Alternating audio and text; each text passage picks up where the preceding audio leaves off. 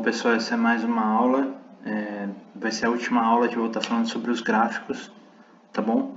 E nessa aula eu resolvi fazer mais esse vídeo para deixar ou explicar mais dois tipos de gráficos que eu acho úteis na nossa, quando a gente está trabalhando com dados de experimentos principalmente, tá certo? Para esse vídeo a gente vai estar usando de novo aqui a base de dados MTCATS, tá certo? E em alguns momentos a gente vai usar o pacote ggplot2. Eu vou estar apresentando para vocês os dois tipos de gráficos e como fazer os gráficos, como obter esses gráficos, tanto pelas funções básicas do R como pelas funções do ggplot também, tá certo? Se vocês se lembrarem o que são o que tem nessa base de dados da MTCATS, a gente tem aqui vários nomes de carros e modelos, tá certo? Na primeira coluna, o rendimento deles em milhas por galões, o número de cilindradas na segunda coluna e alguns outros dados nas demais colunas, tá certo? Inclusive o peso dos carros, tá bom? Para esse gráfico eu preciso fazer aquilo que a gente fez na aula passada, tá certo? Transformar essa coluna do MTCATS das cilindradas em fatorial, tá certo? Então eu preciso usar s.factor e usar o mesmo nome da coluna, o nome CYL, tá certo? Se eu fazendo isso, ele vai ter transformado toda essa coluna em fatores. Por que eu preciso disso? Porque esses fatores, esses números, vão ser o que vai corresponder ao eixo X da minha figura, do meu gráfico de boxplot, tá certo? Então, usando as funções básicas do R, eu vou estar gerando boxplot, tá certo? MTCATS,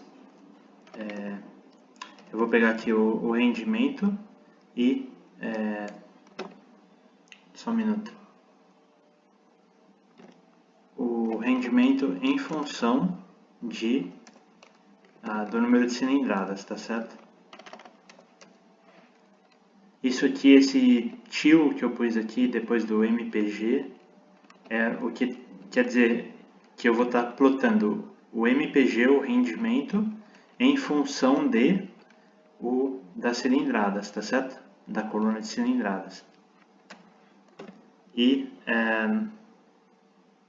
bom, é isso. O que eu preciso para essa função básica do R é essa linha que é bem simples, tá certo? E a gente vai estar obtendo aqui.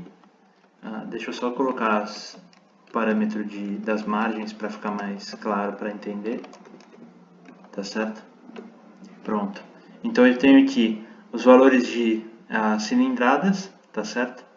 4, 6 e 8 e a distribuição, o gráfico de boxplot para cada um deles, para cada uma dos valores de cilindradas, com todos os carros que se encaixam em cada uma das cilindradas, tá certo? Ou que apresentam esse valor de cilindradas, tá bom? Se eu quiser agora, então, usando o ggplot, eu vou dizer que a minha base de dados é MTCATS, tá certo? E eu vou dizer que no AES o X é igual a CIL, cilindradas, e o Y, para um primeiro exemplo, MPG, tá bom?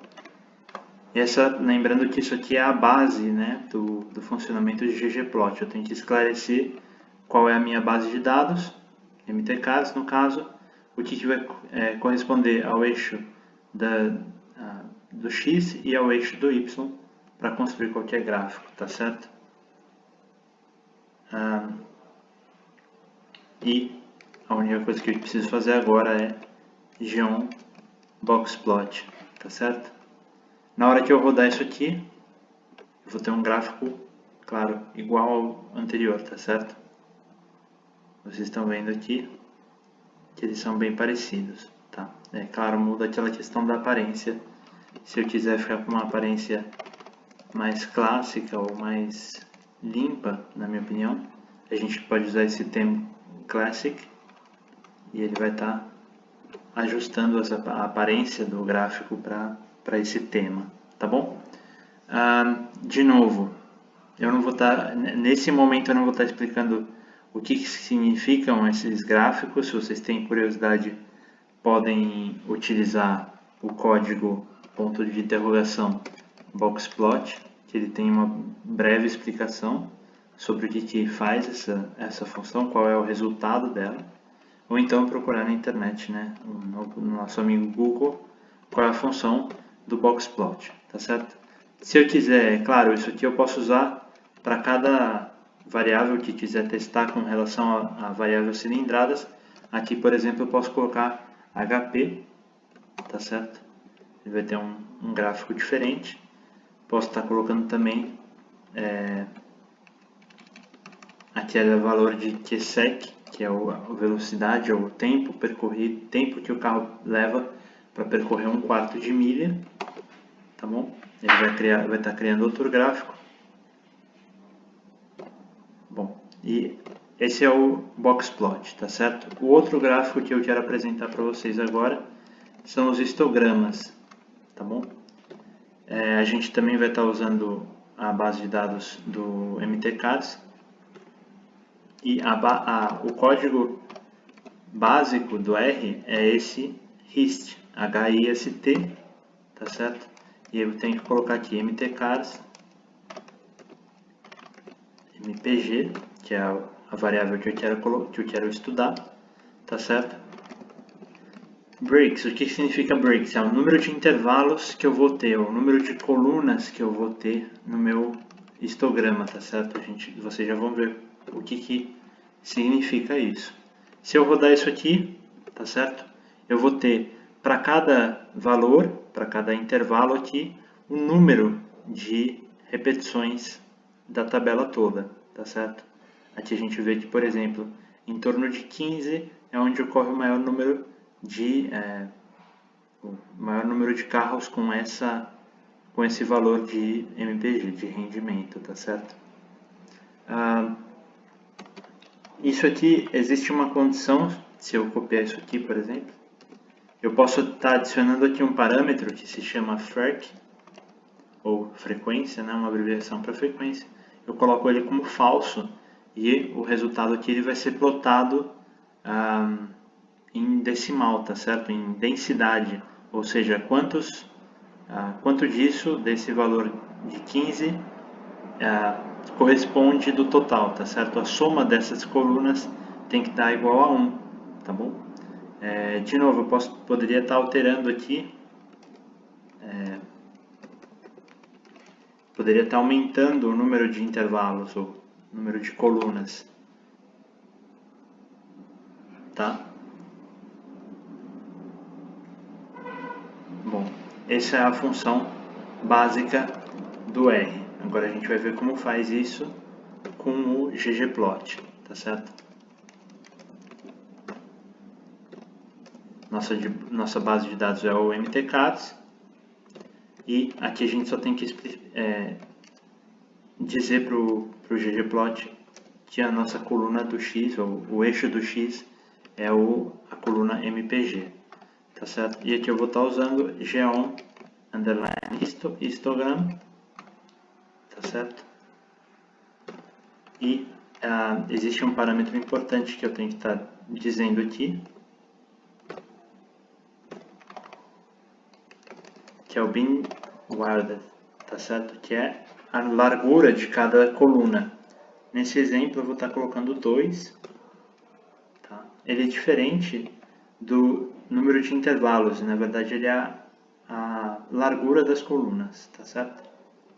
Eu posso estar colocando aqui, é claro, o tema, né?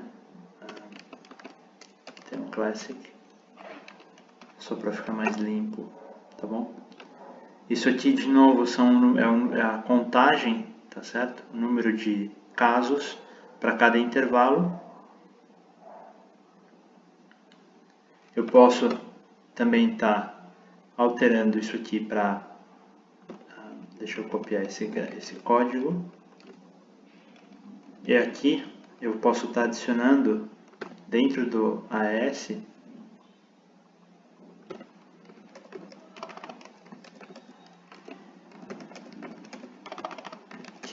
que ele plote ou que ele faça o gráfico com o cálculo da densidade de cada coluna, tá certo?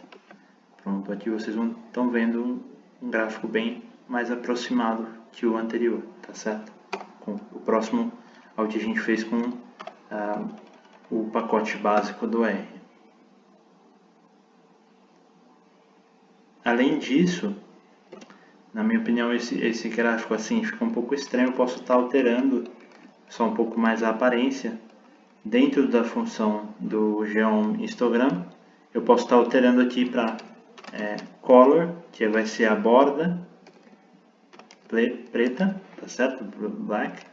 E o interior fill como branco. Vai ficar mais fácil de entender o que significam as colunas, tá certo? Ou ver a divisão entre as colunas. Bom, pessoal, esses são os gráficos extra que eu queria apresentar para vocês, que eu acho que são interessantes, tá certo? Quando a gente tem um número grande de dados e quer ver como está a distribuição desses dados, essa é uma das ferramentas que a gente pode estar utilizando. É claro, o ideal é você fazer um teste para ver se a tua distribuição dos dados é normal ou não, ou se ela se aproxima, a que distribuição ela se aproxima. Mas essa daqui não deixa de ser uma ferramenta útil, tá certo? Bom, é por isso, por hoje, por esse vídeo é todo o conteúdo que tinha. Até mais, pessoal. Só lembrando de deixar comentários no vídeo, tá certo? Se tiver alguma dúvida, algum interesse, alguma coisa que, como a gente está terminando as aulas de gráfico, se tiver algum ponto que a gente não viu até agora, comentem, falem comigo, tá certo? Até mais, pessoal.